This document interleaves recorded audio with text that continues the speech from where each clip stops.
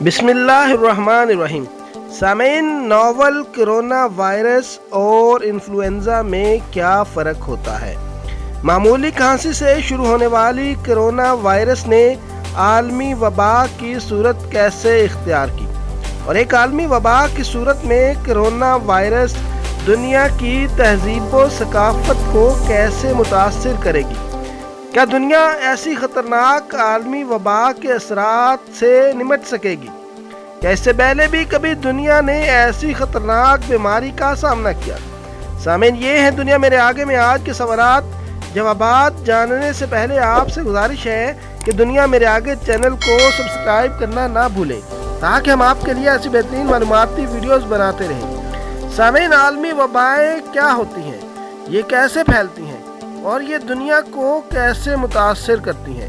عالمی ماہرین کے مطابق ہر 100 سال بعد دنیا عالمی وبا کا شکار ہوتی ہے، اور اس سے پہلے بھی 1918 میں اسپینش فلو نامی بیماری نے دنیا کی 1/3 آبادی کو شکار کیا اور تقریباً 6 کروڑ لوگ ہلاک ہوئے۔ تو کیا دنیا کے وہم و گمان میں بھی تھا کہ کرونا نامی وائرس عالمی وبا کی صورت میں دنیا کو متاثر کرے گا؟ کیا ایک بار پھر کروڑوں لوگوں کو بے یار و مددگار مرنے کے لیے چھوڑ دیا جائے گا؟ سامعین، 1918 میں اسپینش فلو اور 2003 میں سارس کا آغاز عام وبائی زکام یا انفلوئنزا سے ہوا۔ انفلوئنزا کی 2 اقسام ہیں۔ ٹائپ اے انفلوئنزا خنزیر، کووں، بلیوں اور گھوڑوں سے پھیلتا ہے، جبکہ ٹائپ بی انفلوئنزا کا آغاز انسانوں سے ہوتا ہے۔ عام موسمی نزلہ زکام، مسلسل چھینکیں یا کھانسی، سر درد یا بخار انفلوئنزا کی معمولی علامات ہیں، جبکہ دوسری خطرناک صورتحال میں نظام تنفس شدید متاثر ہوتا ہے اور جگر کام کرنا چھوڑ دیتا ہے، جس کی وجہ سے موت واقع ہو جاتی ہے، لیکن ایسا ہر انفلوئنزا میں نہیں ہوتا۔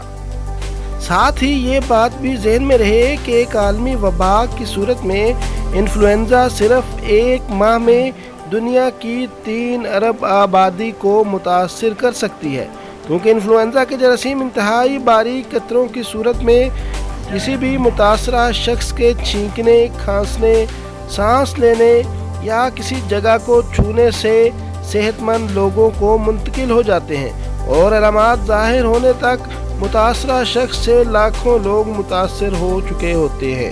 اور آج صورتحال 1918 کے اسپینش فلو سے بھی زیادہ خطرناک ہے، کیونکہ کرونا وائرس کا سائز انفلوئنزا وائرس سے 400 گنا کم ہے، اور اس کے ساتھ ساتھ دنیا کی آبادی کا بے تحاشا اضافہ تیز ترین نقل و حرکت عالمی وبا کی تیز ترین منتقلی کا بڑا سبب بن سکتے ہیں۔ اور اگر آزادانہ نقل و حرکت کی اجازت دی جائے تو صرف 1 ماہ میں دنیا کی آدھی آبادی کرونا سے متاثر ہو سکتی ہے، جس کے بعد ہر قسم کا لاک ڈاؤن یا قرنطینہ فضول، اور ہسپتالوں میں دستیاب طبی سہولیات بیکار ہو جائیں گی، اور صرف 1 ماہ میں کروڑوں لوگ لقمۂ اجل بن سکتے ہیں۔ یعنی کرونا وائرس انفلوئنزا کے مقابلے میں 400 گنا زیادہ خطرناک اور لا علاج عالمی وبا ہے۔ آج پوری دنیا لاک ڈاؤن کا شکار ہے، تو کیا ابھی بھی وقت نہیں آیا کہ دنیا ہوش کے ناخن لے؟ کیونکہ مریخ پر زندگی ڈھونڈنے سے زیادہ اہم یہ ہے کہ زمین پر موجود زندگی کو کیسے بچایا جائے۔ تو کیا ترقی یافتہ اور انتہائی جدید ٹیکنالوجی کے حامل ممالک ایک دوسرے سے تعاون کے لیے آگے آئیں گے؟ تو کیا دنیا بھر کے طبی ماہرین اور ڈاکٹرز انفلوئنزا اور کرونا جیسی خطرناک وباؤں کے دنیا سے خاتمے کے لیے ویکسین کی تیاری کے لیے مل کر کام کریں گے، اور کروڑوں لوگوں کو موت کے منہ میں جانے سے بچانے کی کوشش کریں گے؟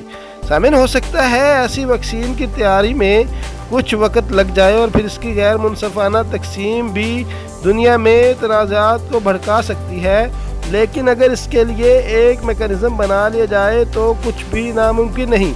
اور ایسی ویکسین کی تیاری تک ہمیں چاہیے کہ ہم بھرپور احتیاطی تدابیر اختیار کریں، بار بار ہاتھ دھوئیں، کھانستے، چھینکتے یا زکام کا شکار لوگوں سے دور رہیں، کیونکہ ایک عالمی وبا ہماری کمزور جسمانی مدافعت کو ظاہر کرتی ہے، اور اس کا واحد حل، واحد علاج احتیاط ہے، کیونکہ کہتے ہیں نا، احتیاط علاج سے بہتر ہے۔